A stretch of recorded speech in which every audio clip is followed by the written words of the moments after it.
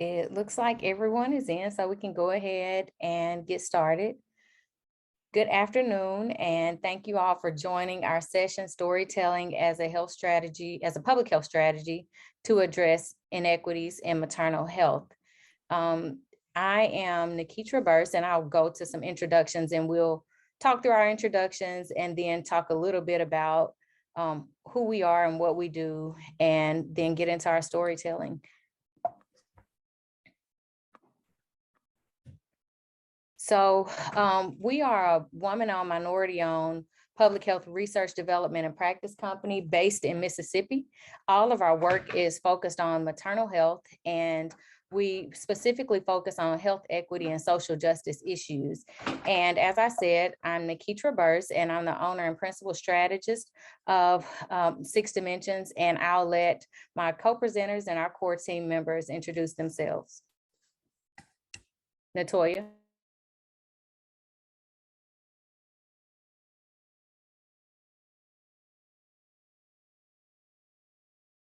You're on mute. Thank you. Good afternoon. I'm Natoya Sanders. I'm a former NICU parent and maternal health advocate for Six Dimensions, and I also serve as an academic coordinator at Mississippi State University.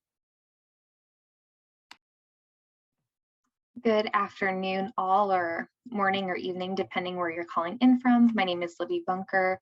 I am serving as a maternal health research and evaluation fellow with Six Dimensions. I'm also currently pursuing my doctorate in public health from Johns Hopkins Bloomberg School of Health.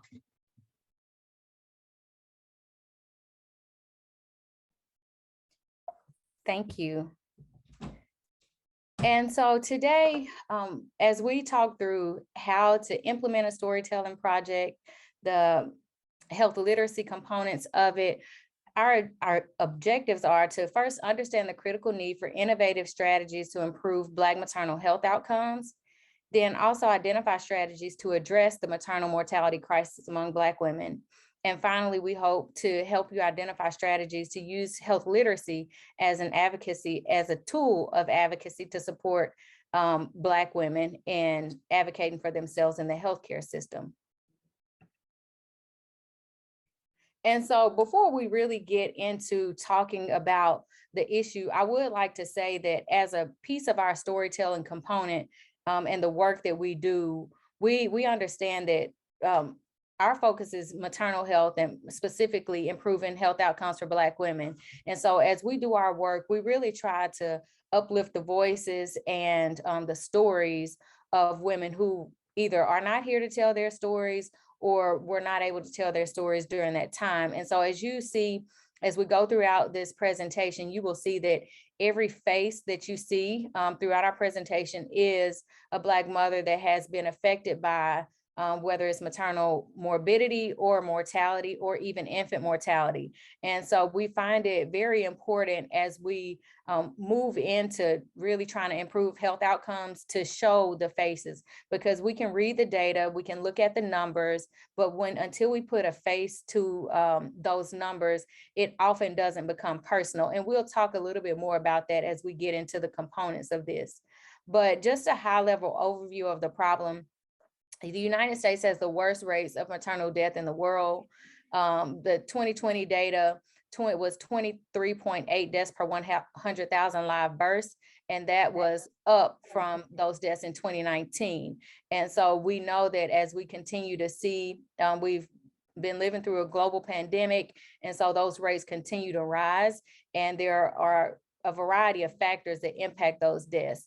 And then for Black women, those rates are 3 to 4 times more, Black women were 3 to 4 times more likely to die from birth-related complications than white women. So we know there's a severe disparity, there's inequities in the system, and our goal is to figure out what we can do that resonates with people on all levels. And we're not just talking about mothers, because when we think about this system that we live in, the system that we have to navigate, it's often easy to say, well, she was non-compliant. She didn't do X, Y, or Z to help her health status, but we don't often look at the big picture of the environment, of everything that got her to this illness. So the big picture of this, and we try to take this from an ecological perspective. And so the big picture is the policy, and this everything from the policy level trickles down to the individual level. So my ability to make decisions, my attitude toward my health, how I navigate the system is impacted not just by policy, but also by the organizations and institutions that I engage with, such as hospitals, clinics, even institutions such as academic institutions. And then that also, the community is also a part of this. Is it normal for me to be able to breastfeed in my community, in restaurants, in my place of business? And then our social networks also play a big role in our ability to seek and receive the healthcare that we need. And so all of this impacts the individual health. And so I like to think, and most of us here are likely public health professionals, but I like to think that it's more of all of these other four, big buckets of barriers of factors that create barriers, as opposed to just a woman's individual health, her individual thoughts and beliefs, but it's all those things that impact it. And so when we kind of look at those, how this shows up, access to adequate health insurance, and then that also includes quality care. So we are based in Mississippi. Our state is primarily rural. And so we are also one of the 12 states that has not expanded Medicaid. And so access to care is a big issue, but also quality care. So if we're in a rural community, and if I am a birthing person that has comorbidities or other health issues, and I need to see a specialist, it's often potentially 2 hours away to get to a specialist. And then when you think about quality, how not just 2 hours away, but I have to have transportation. And then that appointment may be 2 or 3 months out. And we know that with whether it's any type of chronic or acute illness, time is always of the essence. And then organizational policies, what policies in our organizations really impact our health? Do our organizations provide an environment for breastfeeding? And then the access to and recognition of additional supportive care models. Again, and our conversation today is focused primarily on Mississippi. And so when I think of this, I'm thinking about doulas, lactation professionals, and the access to those supportive care models that have been proven in the literature to improve maternal health outcomes. But we still have hospitals here that don't allow doulas in. And then when we think about the pandemic, doulas are still, any other person outside of one additional person. Even sometimes mothers gave birth alone during the pandemic. So even those additional supportive care models were even more ostracized during that time by the bigger systems, but they were looking to be accessed more from families.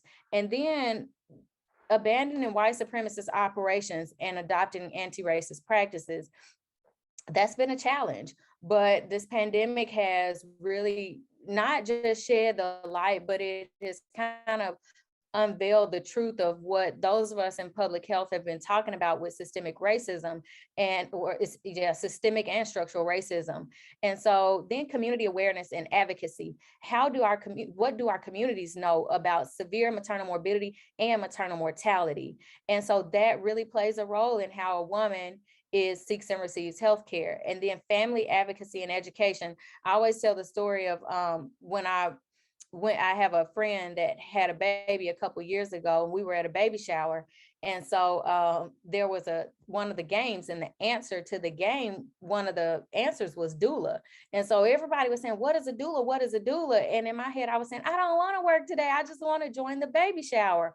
But our community understanding, our family understanding of what supportive models are able to really improve maternal health outcomes then helps improve a mother's self-efficacy and her empowerment to be able to advocate for herself in those situations. So that's the big picture. But this issue we know of maternal health is very complex. We have the wage gap. We know especially looking at Black women are the lowest paid demographic in this country. We've talked about access to care. And of course, in Mississippi, we have rural hospital closures. An article just came out today in one of our, in the Mississippi Delta, which is the most rural part of our state. A hospital is potentially closing because they don't have enough cash on hand. And of course, that's attributed to policy as well. And then housing, how our housing and our neighborhood and environment impact our health. I had a professor in my graduate program that always said, if I have to listen to sirens every night going off, if I don't feel safe in my home, that doesn't only increase my anxiety, or make me feel unsafe, but it also does something to me internally and physically. And so then when we think about these comorbidities such as hypertension, and when we're talking about maternal health, preeclampsia, all of these things work hand in hand. And I'm sure many of you have heard the concept of weathering, specifically for Black women, how just the social pressure and the pressure of being a Black woman physically ages our bodies. And so this issue of maternal health is very, very complex. And the big umbrella of it is, and we always like to name structural racism, discrimination, systemic racism. And so then our issue is, how do we address that? How do we make it known to the community? And so we think about labor when we think about that. And so when I said in the beginning that I like to use pictures of everyone, I put myself here too. So when we think about labor, these are pictures of me after I gave birth to both of my children. One was with an epidural and one was without. And so I'll let you all guess which one was which. But when we think about labor, I think about physical work. And so this work of addressing inequities in maternal health, whether it's through health literacy, through our community-based strategy, it's physical work and it's taxing. But also on the end of the people that we serve is childbirth in whatever way that comes forth. And so it's very, to me, it's very delicate and it's very personal, and this work is very personal. And so we like to really aim to think of innovative strategies to be able to address the issue. I always say that the good thing that we have, we are not a nonprofit and we're a for-profit company, but we get the liberty of really dreaming up strategies and trying things to see if they will work and to put those out into the community to really make a difference. And so as we talk about this, I want you to think about what childhood and parenting looks like for the Black woman in your community. And these kind of complex issues that I have here, they, excitement, whether it was a planned or unplanned pregnancy, at some point there may be some excitement there because this is, it's a supernatural act. But then we also have to think about racism. For myself, I have 2 little boys. And so when I think about them, it's not just the racism in the healthcare system, but it's also as I'm trying to rear them and raise them in a society that may not value them. And then it's rewarding, when you see that life and see the labor that it took to bring forth that life. However, it is rewarding. But then access to care is an issue. Or if I'm coming with comorbidities, these are things that to me take what I think labor should be for Black women in childbirth. It takes a lot of that away. And so that's been our mission, to make sure that Black women have the same opportunities that every other woman in this country has, to bring forth life in a way that they see fit, no matter how they do that. And so we can't have this conversation without talking about the history and how we got here. And these 4 depictions that you see here are only a small snapshot that we like to call out and we like to name, but there are a variety of other issues. But so the first is the slave auction block that you see here to the top left. And so when enslaved people were brought from their home country to this Western land, you are looking at being stripped from any language, any culture, any traditions that you've ever known. and brought to a foreign land and then sold as a piece of property for reproduction and to build a new land. And so that's the Black woman's first introduction to this Western system of care. And if that's your first introduction to the Western system of care or another system of care, that system completely devalues your body. There are stories of enslaved women who would try to, almost fake sick so that they would not be torn away from their families. And so tearing away from families, reproductive rights. During slavery, Black women were one of the most valued commodities because of their ability to reproduce and to continue to produce labor, which is then, if you think about this being an enslaved woman's first encounter with the system, that system did not value her body from the beginning. And then when we think about wet nurses, Black women often had to nurse the slave master's child, leaving little nourishment for their own babies. And so if we look at data that says Black women don't breastfeed at the same rates that white women do or other races do, well, there is an obvious disconnect that cannot be taken away from or removed from history. That disconnect of not being able to nourish your own child. And so then when another method comes out, then we just take that and run with it. So I always like to challenge the data when stats come out around inequities, because there's definitely a historical implication that plays a role in it. And so then in former modern medicine, we often revere J. Marion Sims as the father of modern gynecology. But I did have the pleasure of going to Montgomery, Alabama, to visit the hospital where he performed these procedures on Lucy, Betsy, and Anarcha. And that project where we got to view the hospital, and there were these statues erected of the enslaved women whose bodies were sacrificed for the procedures that we use today. That project is working to reframe the narrative.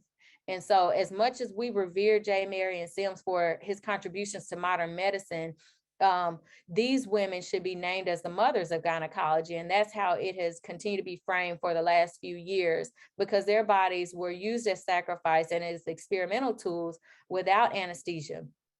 And so when you look at those articles that come out that say, well, Black women have a higher tolerance for pain, Black women are, pain seeking, have thicker skin, then we tie that back to history. And so when we look at, pain seeking behaviors, or if you serve in your community on a maternal mortality review committee, then you can see some of these trends, but you have to link them back to history. And then the final instance of history that I'll note here is Fannie Lou Hamer, and she's one of my historical heroes. She had a hysterectomy performed on her without her knowledge. And she was one of the biggest voices in Mississippi, one of the biggest civil rights leaders in Mississippi. She spoke up for our rights, and to have her reproductive rights taken from her. And she was just one of about 70% of the women in her community with that same procedure performed on her. And so we cannot talk about how we move to better health literacy and improving health literacy and improving maternal health outcomes without looking at the history. So then I say, how did we get here? But why are we still here? And so I talked about how we show real people in our presentations. And so when you look at the slides here, these are women who are all relative to me. So in 2003, my aunt gave birth, and 5 days later, she passed away from complications due to childbirth. But in that situation, the system failed our family. My mother was in nursing school. We had my aunt, who was also a physician, who continued to ask the white provider, male provider at that time, should we try this? Should we try that? And he said no. So during that time, that system failed her. And that was almost 19 years ago. And you probably see him walking around somewhere behind me today. But at that time, I didn't know what it meant to we knew that we were advocating for our family member. We knew that something was not right, but even we knew that racism was at play. But how do you address that?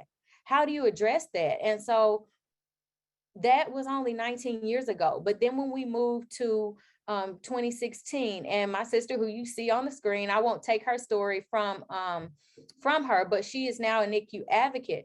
But she in 2016 had a severe case of preeclampsia, which caused her to have to be transferred to the only level 4 NICU unit in our state. And when we think about the system, that level 4 NICU unit was 2 hours away from her home. And so she had to be transferred in an ambulance. And when we think about rural states and access to care, had to be transferred 2 hours away, which is valuable time as well. And then to give birth at 25 weeks. And I'll let her come on. She'll come on and talk a little bit more about that briefly. But also in 2016, my sister-in-law, who was about 28 weeks pregnant at the time, went in, had some complications, and they told her that she was going to have to deliver, or, it cost her and the baby's life. Well, she delivered, was sent home after about, she was sent home, and then she came back in. They said she had pneumonia, and she lived on a ventilator for 3 weeks until the family had to make a decision. But when I think about the system there, she was 26 years old, and I can vividly remember the pulmonologist telling us, one thing is she has age on her side. She's 26 years old, so young. She has age on her side, but she is overweight, so that may not help. And so when we think about how we talk to patients, how we talk to families, and that's not even just a component of health literacy, but that's a component of bedside manners and the way we train our providers to say, oh, well, weight wasn't on her side. And so, then what does that do to a family that doesn't have a public health advocate, that doesn't have a background to say, okay, well, maybe he's not trying to victim blame, but he's, how do you decipher that as a family? And so that's a part of our mission, is to make sure that families not only have the tools to advocate for their loved ones, but also we have the knowledge and understanding to be able to challenge when we feel like something is not right. And so now, as we're talking about the impact of the system on the care on Black families, I'll let Natoya come on to talk just a little bit about her story and how each system of care impacted her family. So good afternoon again. Thank you, Dr. Verse, for that introduction. So just to reiterate, as you stated, my name is Natoya Sanders, and I am a former NICU parent and now NICU advocate. So just to give a little backstory, in 2016, as my sister stated, I developed a severe case of preeclampsia at 25 weeks. So the first part of the story is having to be transferred 2 hours away to, my sister lived in that city at the time, but no other family, away from my home, away from my job, really just unsure of what's going on. So I think, it's almost like some of your worst fears coming true, because everyone wants to have, just a few slides back, you talked about your pregnancy experience and what that looks like for each woman. And, it is supposed to be a very exciting time as you bring life into this world. And unfortunately, that's just not the case for everyone. And so that was, my first glimpse into this system and seeing how there are some things that need to be changed going forward. So once I'll spare all of the details, but we did have to do an emergency C-section when my son Jordan was 25 weeks and 1 day. So I was born at February 22nd, and he weighed 1 pound and 1 ounce, about 480 grams to be exact. So during that time, again, we had to practically pack up everything and move to Jackson. My husband had to return to work, so he was only able to drive down back and forth on his off days. So number one, that's a cost there, traveling back and forth, with gas. Number two, having to, eat and support yourself every day. So just the financial burden alone of a NICU stay is taxing. Now, because of Jordan's birth weight, his low birth weight, his bills were covered through Medicaid, any baby that is under 2 pounds. However, that doesn't, I'm sorry.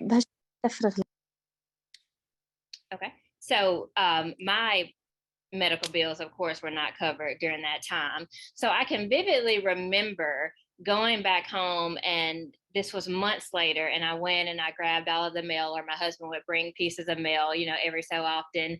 And there was a letter from collections that one of my medical bills had been turned over to collections during that time. And I was thinking, gosh, it's barely been a month, that my son's here. I've been in the hospital. I'm 2 hours away from home. And now I have to worry about implications, for buying a house later, or, anything on my credit report. So again, that was a major financial burden at that time. And that, again, adds on to stress and your mental health, while you're trying to care for a sick child. So then I think a little bit about institutional policy. So I know that being a parent, I don't have a medical background. So there are only certain things that I can do, that will impact these health outcomes for children or for babies.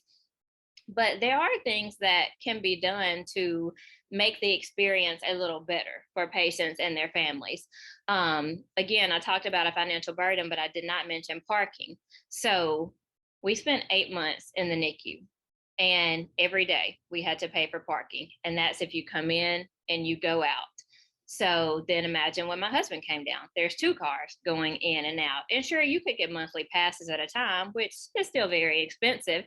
And I distinctly remember one night I was at my sister's house and I got a call at maybe 2 or 3 a.m. And Jordan's care team let me know that he was, having trouble breathing. And they thought maybe if I came to hold him a bit, that it would kind of level out his oxygen. So I ran out of the house. I took my sister's car. I didn't have my purse or anything. I went, parked. Around 6 a.m., I left the hospital after Jordan got back to sleep and got settled. And I remembered, oh gosh, I'm not in my car. I don't have my parking pass. I don't even have my purse. I was not allowed to leave the parking garage. And at that time, we had been there 7 months. And I know that the parking attendant was doing her job. Of course, I was angry at the time. I'd been up half the night. And I do understand that she was doing her job. But for me, it was extremely frustrating because you see me multiple times a day.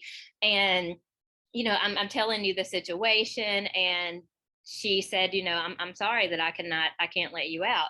And so that was one of my biggest issues. I'll look back around. But that was one of my biggest, issues while there, was the parking. In addition, the private rooms. So the NICU can be a very traumatic place. And there are several hospitals that do offer private rooms. So in our case, it was the only level 4 NICU in the state. So there were babies from Tennessee, Alabama, Louisiana, and Mississippi. It is on a slow day, the UMMC NICU may get 30 admits. And so there are, as you see in the picture, Jordan's incubator, there would be a baby next to him and 2 babies on the other side. So if you can imagine the stress on, number one, a healthcare provider that's having to balance that.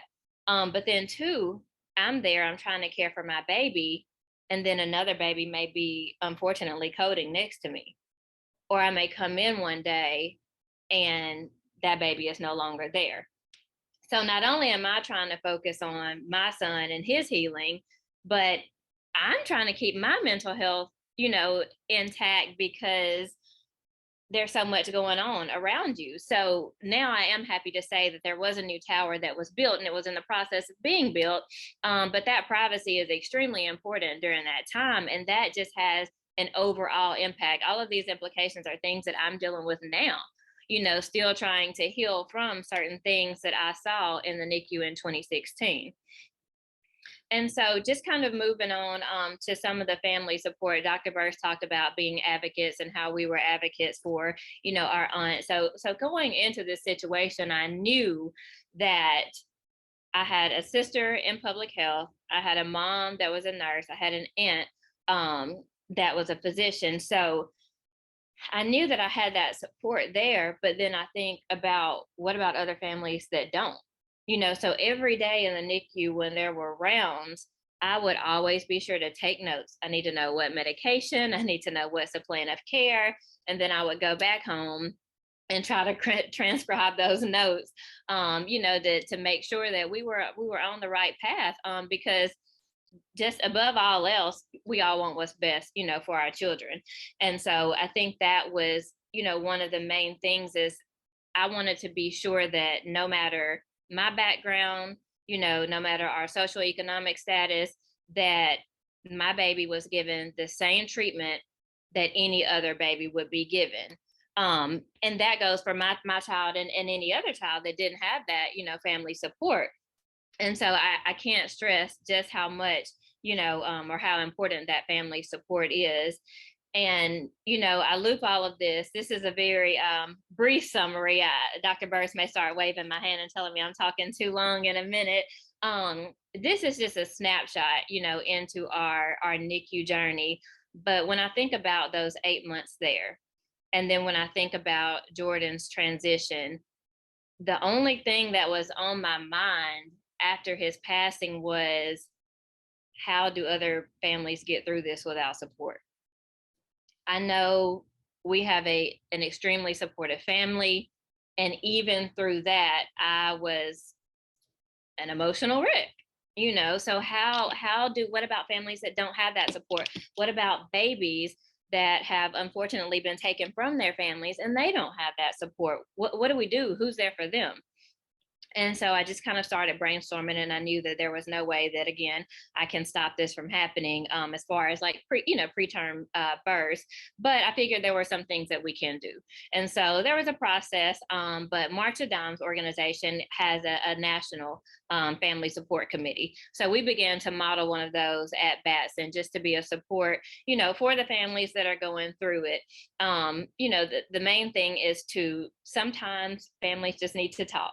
And they just need to know that I'm not alone in this, that my feelings are valid, and, that you do hear me and you hear my concerns.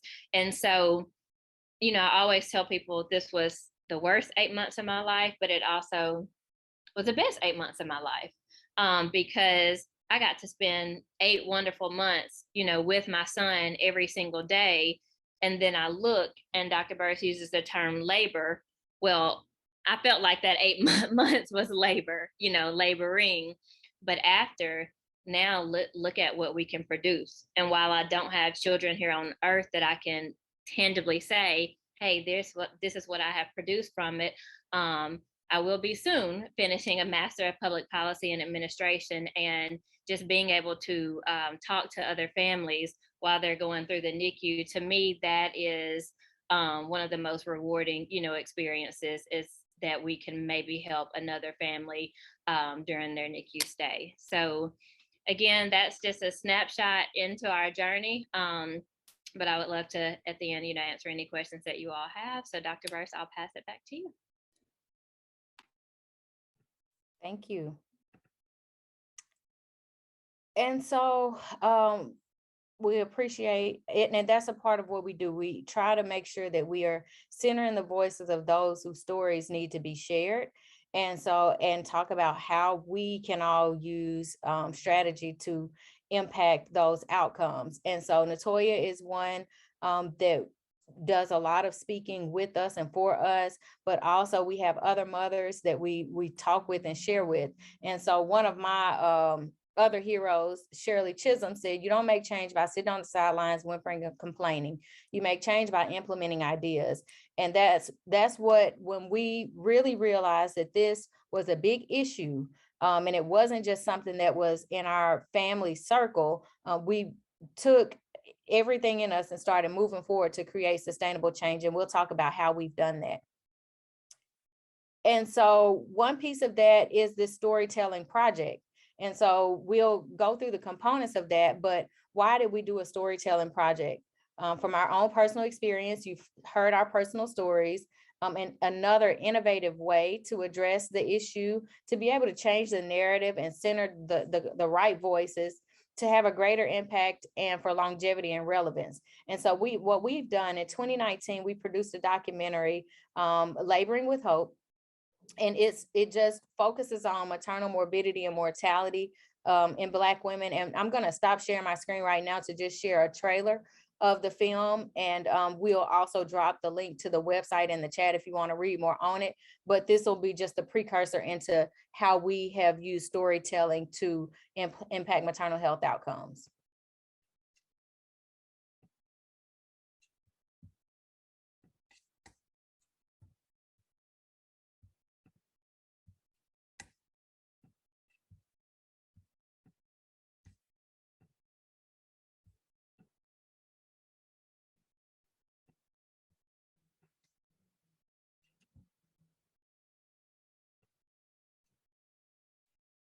And I'm gonna say it. I was praying for a girl for the simple fact that because little Black girls are supposedly warriors when it comes to being developed and when you're going through your pregnancy. When you look at the differences between Black women or women of color and our white counterparts, one group suffers so disproportionately more, then that really kind of makes you say, well, wait a minute, what exactly is going on here? On some levels, it speaks to the overall health disparities that are experienced by African American women in our country. But then, of course, there are other things where we're seeing maternal deaths among women. Then there are more complicated factors that are difficult to measure or understand that get into Black women potentially being treated differently.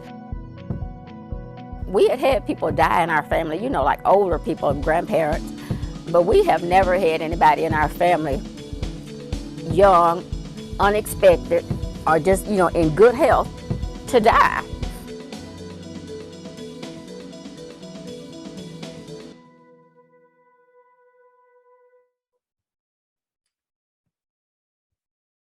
So that is the trailer to our 29-minute documentary. And the way we went about this documentary was that we implemented it as a public health project with goals and strategies that aligned with the impact that we were trying to have. And so we are going to talk just a little bit about that now. And so how do you determine the impact of a storytelling project? The key thing for us has been having project goals, creating goals and using them to guide the life of the project. So we have 4 goals for this project: to increase awareness, to engage in research, to advocate for policy change, and to develop training and curricula. And so anything that is a request outside of those goals, we don't do it. So we have had people say, well, maybe you should pitch this to Netflix, or maybe you should try to get this on a bigger platform. And my response is always, no, it's doing what we want it to do. We've only submitted to maybe 2 or 3 film festivals. We were accepted into 2, but that was a part of our awareness piece.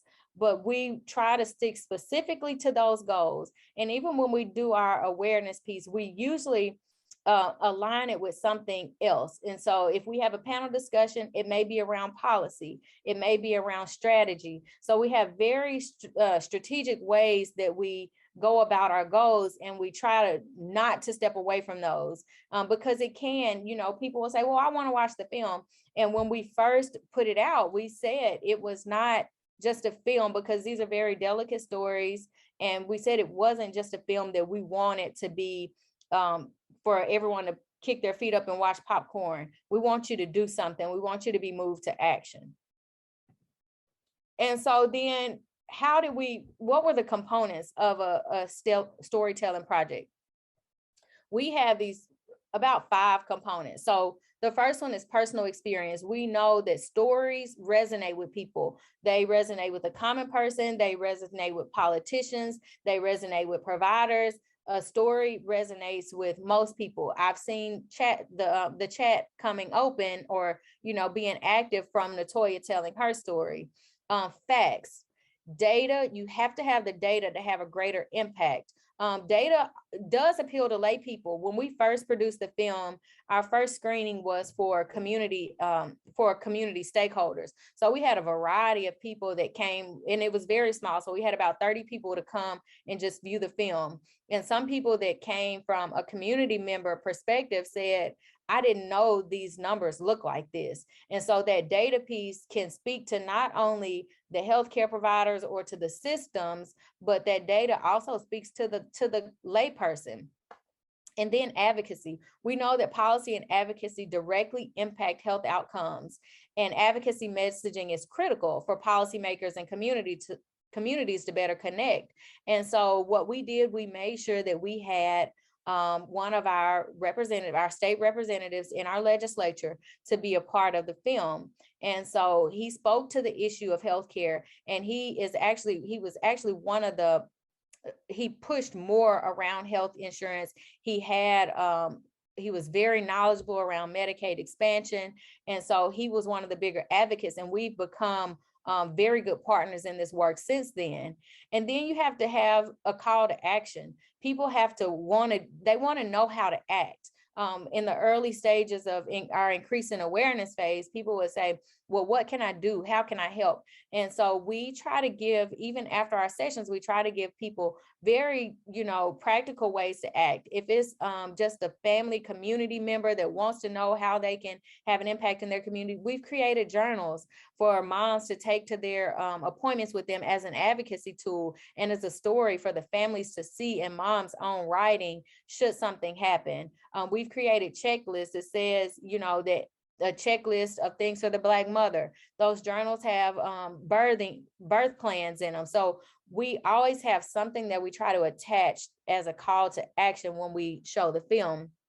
But then the health literacy component goes throughout. So we have to know how to appeal to each of the groups that we speak with. And so what we also try to do when we do these presentations, if we have a panel discussion, if it's around policy, of course, we try to have someone from the policy perspective, whether that's the legislature or some type of institution, but we also have that personal component.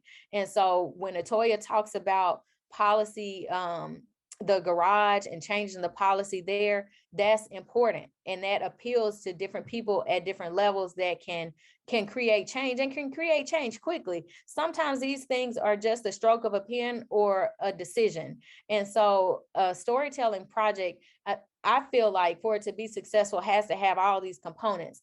And we have, like I said, we produced this in 2019. And I'm not a filmmaker by trade. I will accept the title of artist now because, I really enjoy doing this, but we didn't have this background. We enlisted a producer that kind of had this, but we wrote the whole script. We found the people. And so you can do it. You can create a storytelling project for your community. And so then who should be a part of this? Of course, experts in the field. And so we had three experts in the field. So we had our director of the Mississippi Maternal Mortality Review Committee, who is also just an advocate. She's an OB/GYN, but she's also an advocate for Black mothers and improving health outcomes. We also had our maternal fetal medicine specialist from the state to speak in the film. And then we had the director of the NICU to speak in the film. So that was three from the healthcare perspective. And then those impacted by the issues. So in the film, we had my mother-in-law who spoke on the behalf of my sister-in-law. We had my sister who spoke on her own story. And then we had my mother who spoke on her sister's behalf. And we had one young lady who my sister kind of encountered in the NICU, but we had all been college colleagues. And so I always say we didn't have to go far to find characters if we're speaking in film language for this project, which speaks to how big the issue is. And then we had people in power. Like I said, we had our one of our legislators to come on and speak, and he really spoke to the issue. And since then we do talks at our Capitol. around the issue as well. And those talks are always couched with data, stories, and then what the call to action is. And so now I'm going to turn it over to Libby to pick up just with a quick, a very brief activity. Excellent. Thank you, Dr. Burse. Well, we are blown away with the number of participants today, so thank you all for joining us. But we want to talk a bit more about how this relates back to your work within the field of public health, your personal stories, your organizations. So based on the components that we touched on of storytelling projects, so looking at personal experience, facts or data, health literacy, advocacy, and a call to action, I want to spend some time together thinking about these components and relating it back to real life examples. So for the sake of time, I'm not going to give too much time for pondering, but we'd love to utilize the chat function here to either jot down in the chat, has your organization been successful in using storytelling and practices for advocacy, for helping to solve public health problems or other problems? And also, based on the components that are being presented today, how could you see these supporting your current organization in practice to inform change, to improve health literacy, increase advocacy, etc.? So I'm going to put this into the chat and just allow people a few minutes to ponder.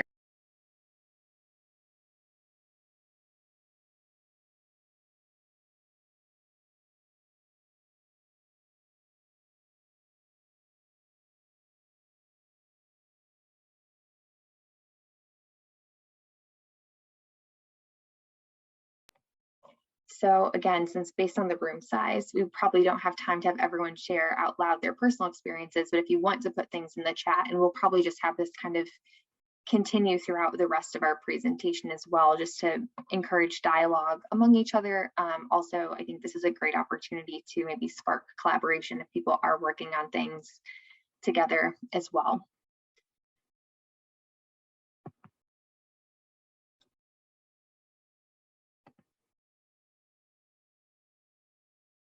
We can progress the next slide, Dr. Burse, as we kind of see if anyone has things they want to share. But just, again, wanting to really shift how you all would utilize the components of storytelling and thinking about, moving forward, how this could be applicable. And if you don't have anything now either, because we absolutely are putting you all on the spot, we'll just leave the chat open just throughout this presentation. And if you think of things, we'll also have time in the Q&A for a little bit more dialogue or to converse with people post-conference as well. So we can keep moving forward, I think, to Dr. Burse. So we want to talk more about how we are implementing strategies in alignment with our project goals. And this is a really important topic, I would say, for organizations. Strategy really drives change and organization within projects. So some of the things that we're doing as an organization are following the evidence. So it's really important for us to consider, the data that is out there, because that can sometimes be a starting point for a story that we're telling, providing a baseline. But with that, it can't be the only part of the story. I think if you look at the data and some of the examples that Dr. Burse shared, I think a lot of blame and shame can happen when you're looking at data explicitly. So with that, it's so important to amplify and honor Black voices. We do want to share the experience of women. We want to give them the stage to share their experiences, their challenges, their personal narratives, because that's where we really start understanding what's happening. You could look at the stories, that Natoya shared today, and someone would say, it's her fault, she didn't have money. But if you look at, and listen to what happened, she was spending so much time taking care of her child. And so I think if we don't take time to stop and listen, we miss a lot of the key details of why things are happening and how to really appropriately advocate for families and systems of change.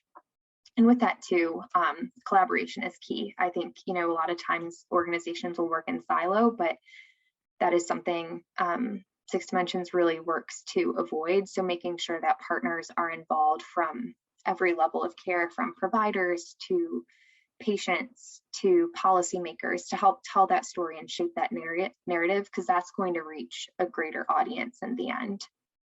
Next slide, please. And so with that, we want to share some other examples too of just how storytelling can be used as a health literacy tool, as an advocacy tool.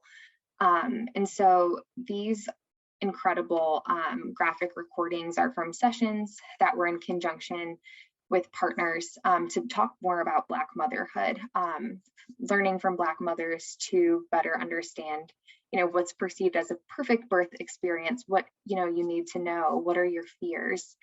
And being able to create these tools is a powerful opportunity to offer social support, increase community engagement, reflection, help people not feel alone and realize that, others are experiencing similar things. And then it's also an incredible product to be able to disseminate at the end, an alternative to just sharing, a manuscript with, evidence from a study, but really sharing a depiction and a story of what's happening and why change is needed. And it's also an incredible product that then participating mothers in this instant can share with their own communities to show how they were involved in creating a product that's tangible, but also helps to showcase their experience. Next slide, please. And we're just going to go through a few other examples too, just again showing how we can use really great graphic recordings and conversations with mothers. And again, these products are not possible without collaboration from partners, but more importantly, it's not possible to share these stories without really listening to the experience of Black mothers and making sure that their voice is heard. Next slide. And so again, linking it back to evidence, I think this is where, having some mixed methods for anyone who is into public health research or just research in general is important. You can pair evidence with stories and voices to really show the power of data and to build upon what's happening to really increase the power surrounding a topic of interest. So similar to the example we shared earlier around, the importance of doulas, involving doulas in that conversation to understand, what are they doing? What support do they need? How can they better reach and access patients? To be a part of a system of change is an important way to help shape conversations, improve policy, and also make sure that patients and communities have the health care that they need. So these were just a few examples that we wanted to share with you all today.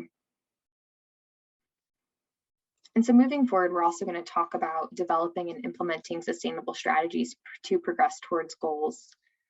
And one of the key ways to do this is through research and evaluation. And I think what we've been trying to show you all today is it doesn't have to be, a black and white proceeding in terms of how you do research and evaluation projects to support your organization and move towards your goals. So in the next slide, we will share some other examples of what we're doing, bearing in mind the importance of health literacy, reaching a number of stakeholders and communities from, the systems policy level to the community level to an individual level to really guide change and make sure voices are heard. And I think a lot of the, approaches we are doing in the research and evaluation space integrate storytelling. And so some of the examples are, supporting with blog posts around maternal health issues at a state level, incorporating voices into those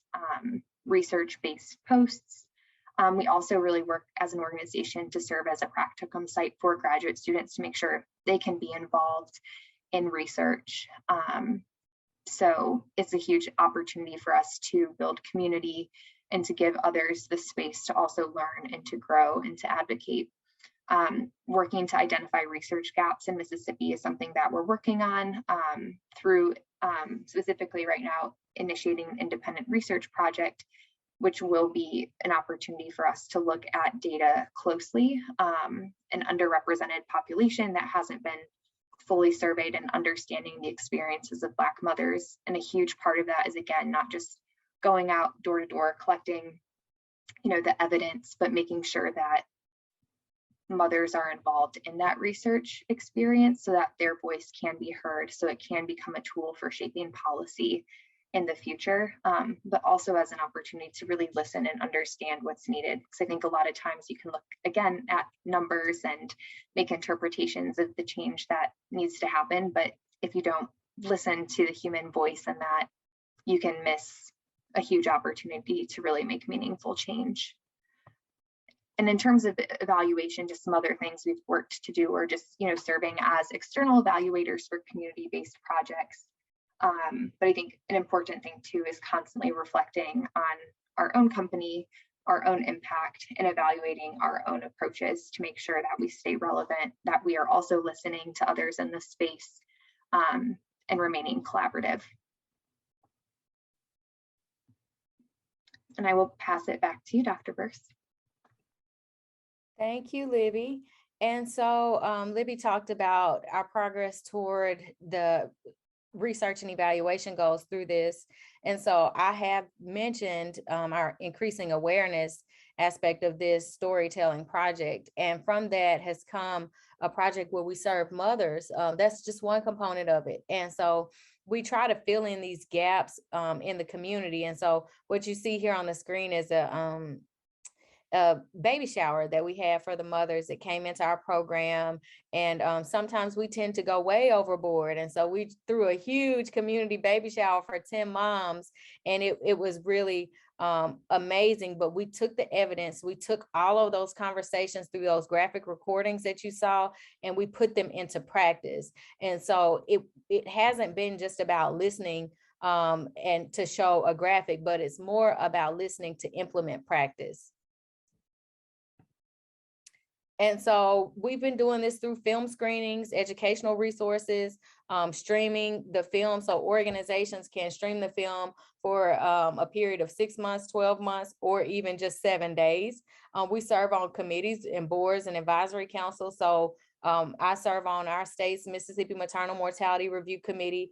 I've had the esteemed honor to serve also with Dr. Monica McLemore with the priority study and at UCSF, other advisory councils around maternal health. We are continuing to spread the word and use the data to tell the story.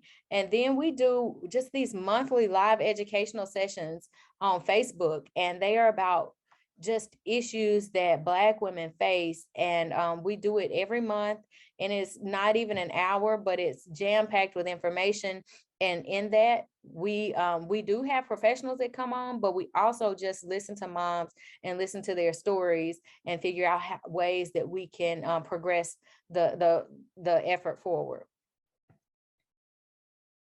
And so I mentioned the support from mothers. So through our partner organization, we have we receive funding through Kellogg to support mothers. And so through this, they get access to a doula. We partner with another organization in our community. So if the mom wants a doula, she gets access to a doula from the time she came into the program through postpartum. Mental health services, so they get group therapy and individual therapy on alternating months. And then they get all types of education. And so our education is very practical. We had a mom that had twins. She wanted to know, how am I going to deal with twins and an older sibling? And so our education sessions are very practical.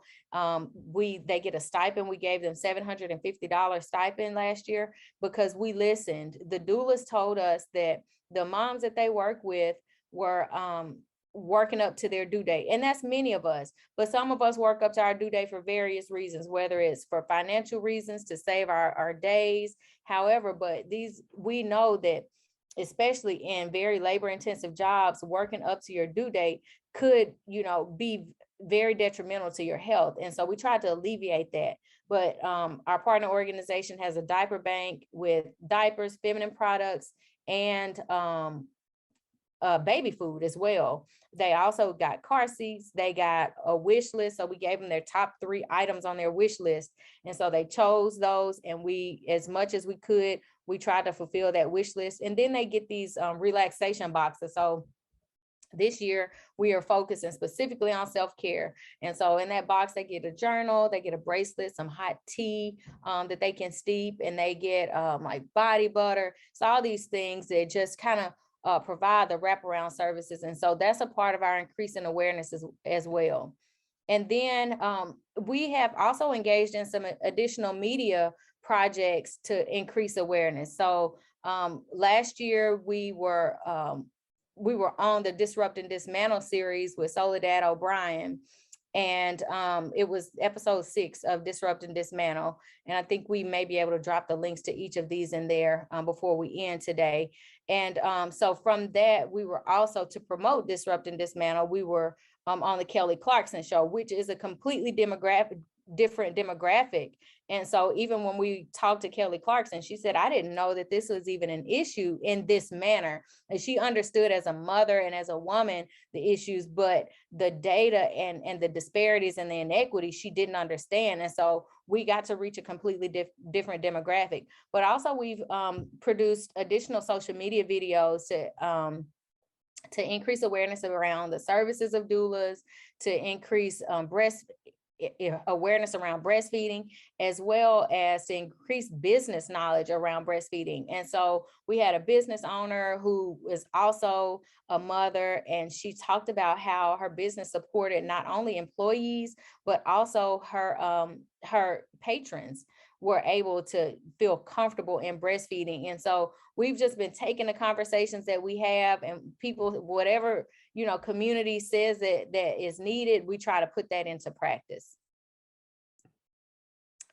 And so then training and curricula. So I knew that I go to all these talks about what a doula is, what a birth worker is, and I'm intrigued by the impact that they have on families. But a doula is not my calling, and I don't know if it's any of our callings at Six Dimensions. So, but what we can do is support on business development. And so we have had business development workshops. We've partnered with a local bank to support doulas in building their business. And now we're about to start a series of business school for doulas. And so we are trying to help build the capacity of birth workers to be able to sustain, because we know that this work is hard work, and it's hard work, and it's thankless, and it's not paid at the rate that it should be. So doulas are often working full-time jobs and, trying to take on a caseload of patients. And so we're trying to help them, whether they build their own business or they go into a collaborative with other doulas, to be able to serve more families. And then also we receive funding from WK Kellogg to create a pilot course. And our course is Health and Racial Equity in Maternal Care. And so we will be piloting that course this fall in School of Public Health, School of Social Work, and a Department of Health and Recreation, I think, at 2 universities here in our state. And so one university is historically Black university, and one university is a predominantly white university. And so we're trying to make sure that we reach those. And our thinking behind this is that if we get early career professionals and we help train them in a different way, and we're not taking away from anything they're already learning, but putting this, complementary to what they're learning, then when they go out, they will have strategies for practice that will help really improve these outcomes. And so then advocacy. And this is a picture from us when we kicked off our ballot initiative process. And so through this project, through the storytelling project, we've done a lot of advocacy. As I said, that Mississippi is one of the 12 states that has not expanded Medicaid. And so since we didn't expand Medicaid, we initiated a ballot initiative process, a ballot initiative to try to take it back to the voters for Medicaid expansion.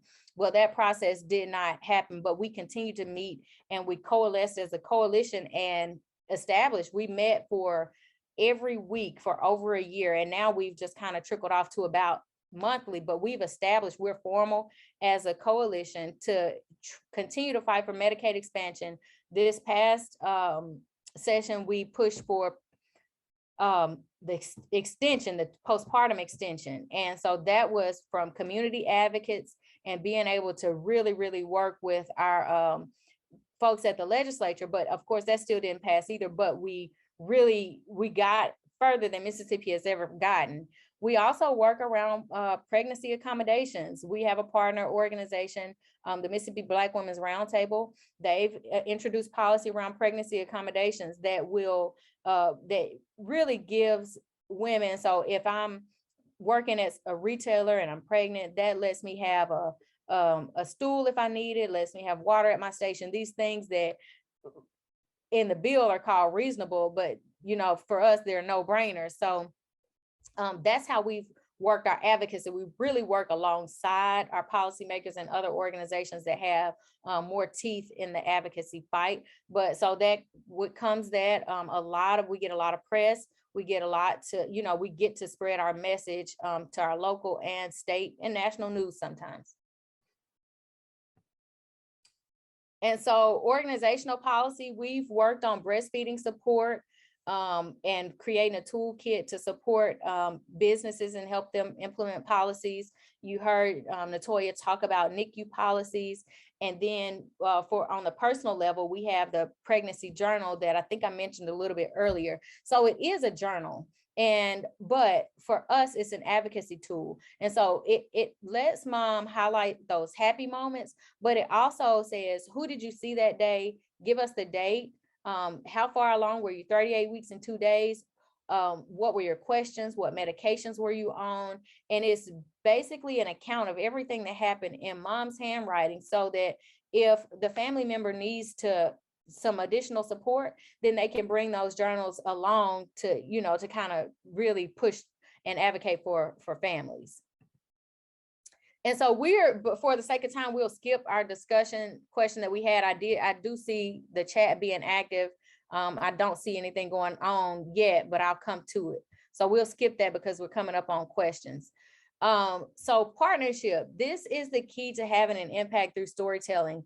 There's not one project, one component of this that we have not done without partnership in our community. When we initiate another piece of one of those goals, we go to all of our partners in the community. We talk to everyone and see, what are your gaps? And I'm not saying what are your gaps because you don't have the skills to do it, maybe because you don't have the capacity or the resources to do it. And so we try to identify where can we fill in those gaps. So like I said, I'm not a doula, and it's not my calling to be a doula or to even have an organization full of doulas, but I know where I can support, and that's building their business support, and that's building their business. And that's not something that our community has already. And so that's how we fill in the gaps. And then we just keep listening. We keep listening and just putting things into play as we hear them as much as we can. And so as we end and prepare to open up for questions, I have referenced throughout this Fannie Lou Hamer and Shirley Chisholm. And we mentioned this, Shirley Chisholm says, you don't make progress by standing on the sidelines, whimpering, complaining. We have put things in, we know the data, we know where the issues are, we know the health literacy components that need to be added. And so now it's on us to stop talking about the problem. Let's go put some things in motion. And then Fannie Lou Hamer said, nobody's free until everybody's free. And so as long as Black mothers and all mothers are dying, we have work to do. And so the last picture that you see here is from Cool Runnings. And I like to say that we may not have everything we need. We don't have all the resources, but if every one of us would just do our part in this, whether it's health literacy, advocacy, storytelling, data, if we would all do our part, then we can progress this issue. And so here's our contact information, and we will take questions. Libby, do you want to just read out the questions since I haven't been able to look at the chat? Yeah, I've answered a few of them so far. One is just around if we have links to share any more of the graphic visuals and graphic recordings that is of interest. I think, let me see what else. I shared some interest in our doula course, so I'll actually put that in the chat for everyone as well. I'd sent it privately, but if anyone is a doula on the call and interested, putting that in as well. But I don't know if there's any other questions right now, more comments. Okay. Yeah, if people want to use either the raised hand function, since we do have time, or questions in the chat, we'll take either. I did see the pregnancy journal. You can also go to our website And I'll drop it in the chat and we will send you up to 10 journals if you would like those.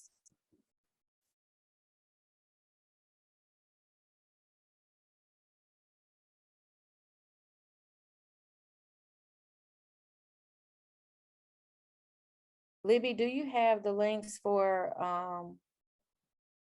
I can pull them up, the links for, okay, for the videos. I can find them though pretty quick too, needed. And we'll just hang here for a second if any, while I'm pulling the links up, if any questions come up.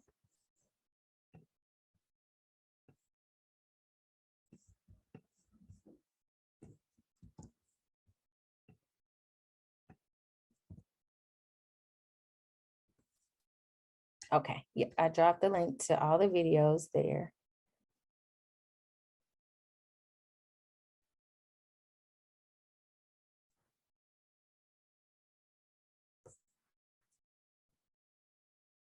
Okay, and I don't think I see any questions here.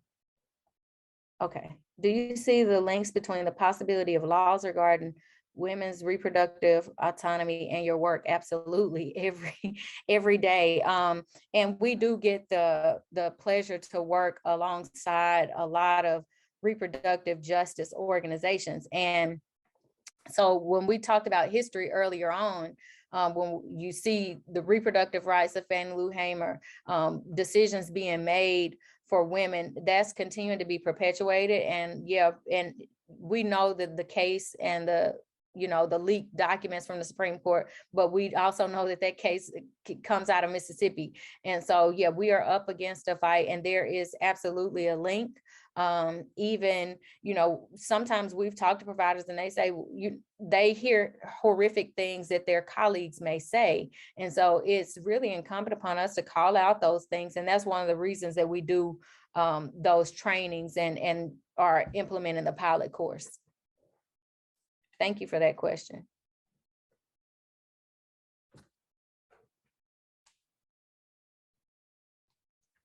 I am not seeing any other questions right now. If not, that is all. And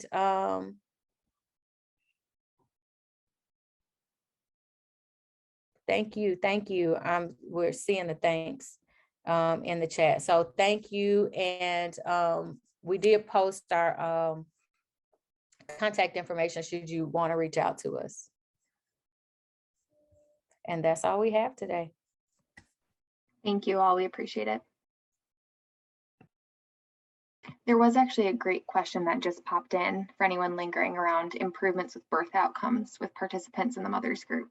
Oh, yeah. So we started out with 10 moms. That was last June. And everyone, when they came in, they were actually into their second trimester. We did try to recruit some in the early, in the first trimester, but we got everyone in the second trimester.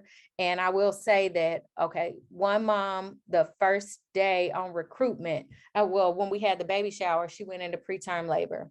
And so we weren't able to, really, the outcome was good, but she did go into preterm labor. So we had 2 preterm births. We have had several C-sections. And what I will say is, as we've continued this education, we had childbirth education, we had doulas come on, we had nurse, OBGYN, we had a lot of conversations. And when we talked to, moms just about their experiences, one said, even after all the education that we have, everything that has been provided, I still found it a little hard to really push when I knew I didn't want or need a C-section, and I still got a C-section. And so that really resonates with me because as much as we work to empower and, encourage all of us to use our voice, there's still an imbalance in power when it comes to the healthcare system. So that just means that we have more work to do. But everyone has had good birth outcomes, and we try to push the mental health, and we don't try to push it on anyone, but we know what especially our Mississippi data says about mental health and maternal mortality. Libby has done some surveys with our moms around their mental health needs and what they would like. And so that's why that we focused our last year on self-care. Oh, have you had mothers in your group speak about infertility, difficulty getting pregnant, or early pregnancy losses? So we did have one that she spoke a little bit about that, but she ended up, you know, having a great and healthy pregnancy with twins. But we did, our last Facebook Live was for National Infertility Week. And it was on, I think that's been maybe a week ago, and it's on our Facebook page. But it was, the information was invaluable because there were things that I didn't know, you know, about infertility. And I think even that historical lens of how society has said Black women can bear children, Black women don't have reproductive or fertility issues, that was completely dismantled with just one conversation. And so I hope that maybe you'll have a chance to go check that Facebook Live out as well. Yes, C-sections are so common now.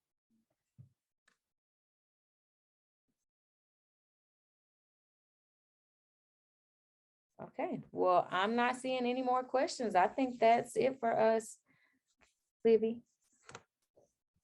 I think so too. Thank you Awesome. all for Thank you joining all. us today.